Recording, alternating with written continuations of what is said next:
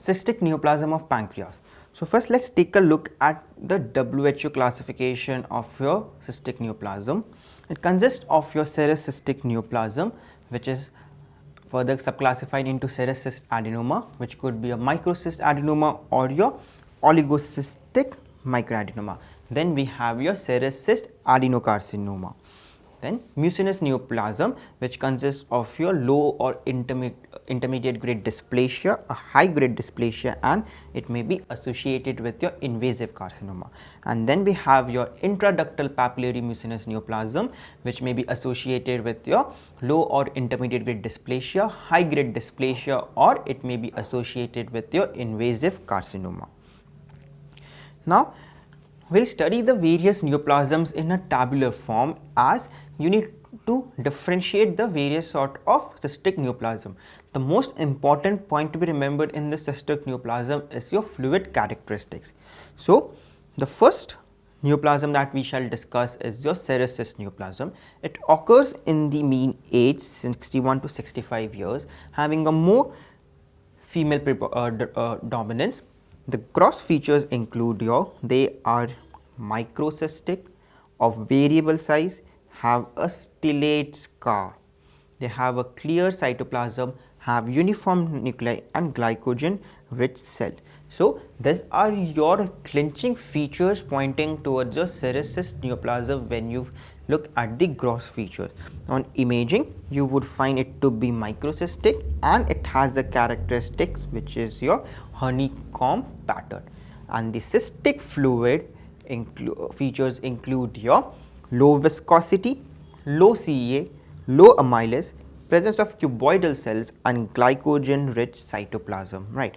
So, these are your most important points with respect to your cystic neoplasm,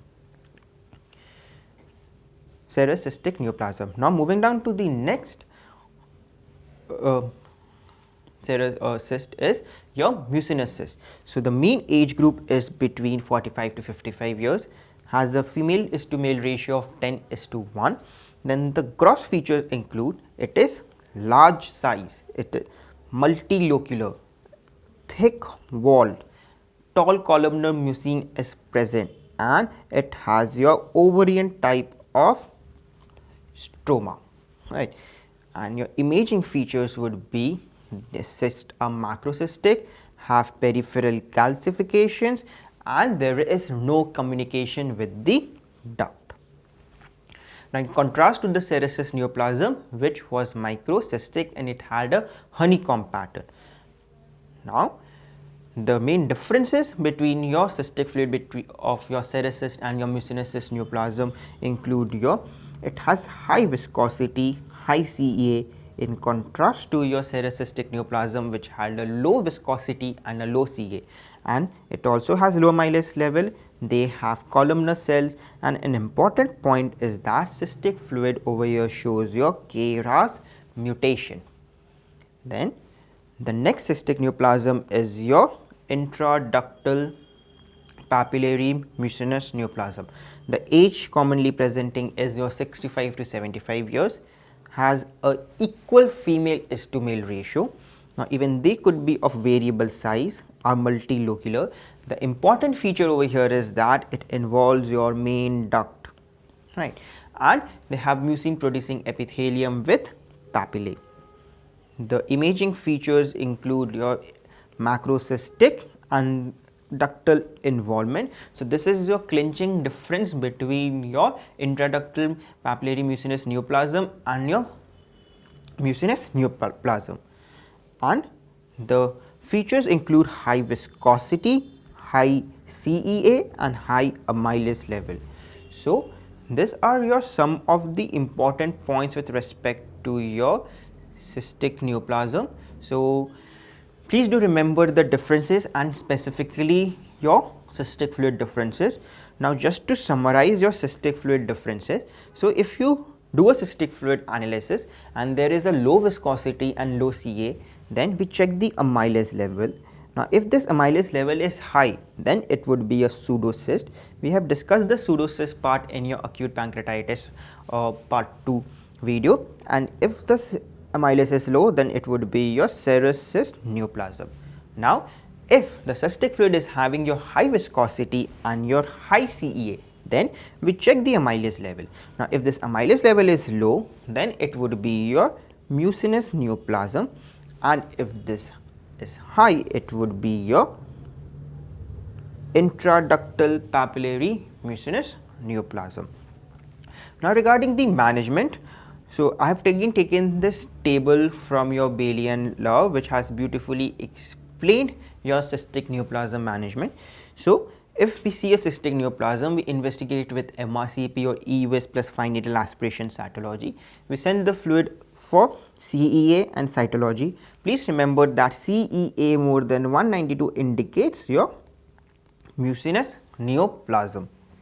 Now, if it is a intrapapillary duct mucinous neoplasm or a mucinous neoplasm, then we check for the absolute indications for the surgery. The absolute indications for surgery include your carcinoma or a high grade dysplasia, then we have your solid mass, a jaundice, enhancing mural nodules the size of being more than 5 mm, and your main pancreatic duct dilated more than 10 mm. Now, then we check for your relative indications for surgery, which has your growth rate more than 5 mm per year, serum CA99 more than 37 units per liter, your main pancreatic duct dilated between 5 to 9 mm, your cystic diameter more than 40 mm, a new onset of diabetes mellitus, acute pancreatitis, and enhancing mural nodule. So, these are your relative indications for surgery. So, if the criteria meets the absolute indications for surgery, we proceed towards surgery, whereas if there are relative indications for surgery, then we check for the acceptable surgical risk with 1 or 2 indications or high surgical risk but more than 2 indications, then we go for surgery.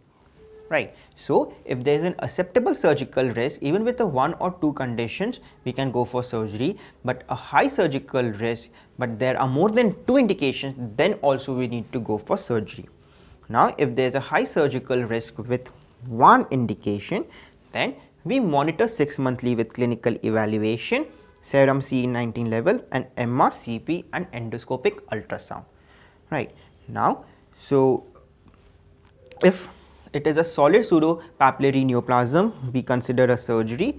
In case of a cystic neuroendocrine tumor, we again perform a surgery, and if it is a serous cystic neoplasm or other benign cyst, then we can manage it conservatively, right?